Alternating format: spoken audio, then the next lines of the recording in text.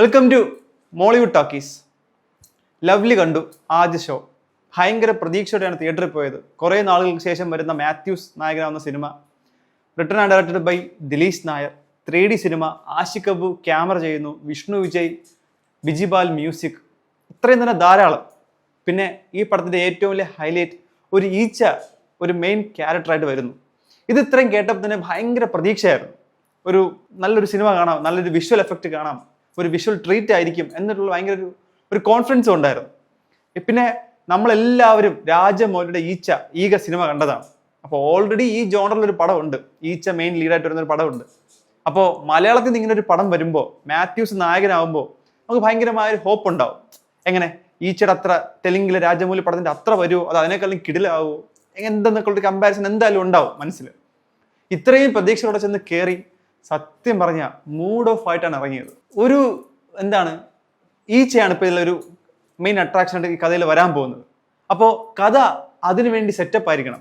ആ കഥയിൽ അത് അത്ര ഇമ്പോർട്ടൻസ് ആയിരിക്കണം, അല്ലെങ്കിൽ ആ കഥ അതിന് പറ്റിയതായിരിക്കണം. ആ ഈച്ച മെയിൻ ലീഡ് വരുന്ന തരത്തിൽ ഇൻട്രസ്റ്റിംഗ് ആയ ഒരു കഥ ആദ്യം ഉണ്ടായിരിക്കണം. ശരിക്കും പറഞ്ഞാൽ ഈ കഥയുടെ ഒരു നല്ലൊരു ശതമാനത്തിലും ഈച്ച ഇല്ല. 70% ഇതിനകത്ത് ഈച്ചയേ ഇല്ല. ആകെപ്പാടെ ഒരു 30% ഈ ഈച്ച വരുന്ന പോർഷൻസ് ഉണ്ട്. അത് ഭയങ്കര രസമായിട്ട് വന്നിട്ടുമുണ്ട്.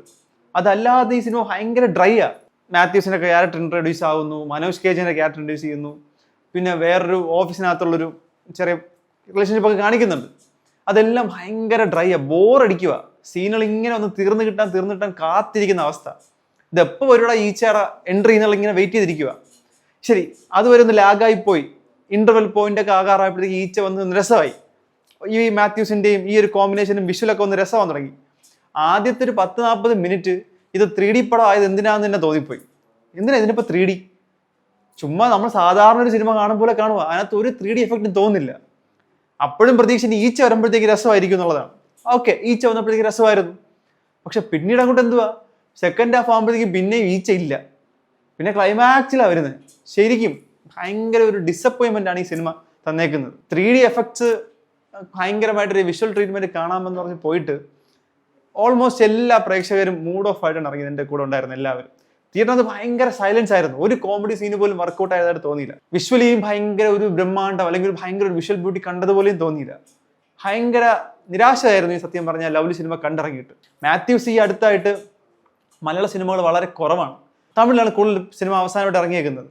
ബ്രോമാൻസിലും ഭയങ്കര ഒരു മാത്യൂസ് സിനിമ എന്ന് പറയാൻ പറ്റത്തില്ല, എല്ലാവരും ഉള്ളൊരു സിനിമയായിരുന്നു. അപ്പോൾ മാത്യൂസ് ലീഡായിട്ട് വരുന്നൊരു സിനിമ, ഭയങ്കര പ്രതീക്ഷ ഉണ്ടായിരുന്ന ഒരു സിനിമ, മൊത്തത്തിൽ ഭയങ്കര ഡൗൺ ആണ്. ആക്ച്വലി സംസാരിക്കാനുള്ള എനർജി പോലും ഇല്ല. തിയേറ്ററിൽ ഇരുന്ന് പടം കണ്ട് ഭയങ്കര ഡ്രൈ ആയിപ്പോയി. ഒരുപാട് ലാഗ് കൊണ്ട് ഈ മനോജ് കേജിന്റെ ഒരു വീട്ടിലെ ഫ്ലാഷ് ബാക്ക്, അയാളുടെ ഫുഡിന്റെ മൂഡ് എന്നൊക്കെ പറഞ്ഞാൽ അവിടെ ഒരു ആവശ്യമില്ലാത്ത കുറേ സീൻ, ഭയങ്കര ലെങ്താ ഫസ്റ്റ് ഹാഫ് തന്നെ. അത് തന്നെ പടത്തിന് ഭയങ്കര നെഗറ്റീവാണ്. എന്നാൽ സീൻ ബൈ സീൻ ഒന്ന് ഗ്രിപ്പിംഗ് ആവുക, ഒരു ത്രില്ലിങ്ങോ, ഭയങ്കര ഒരു മൂഡ് ഓഫിലാണ്. ലവ്ലി വിചാരിച്ചത്ര ലവ്ലി ആയിട്ടില്ല.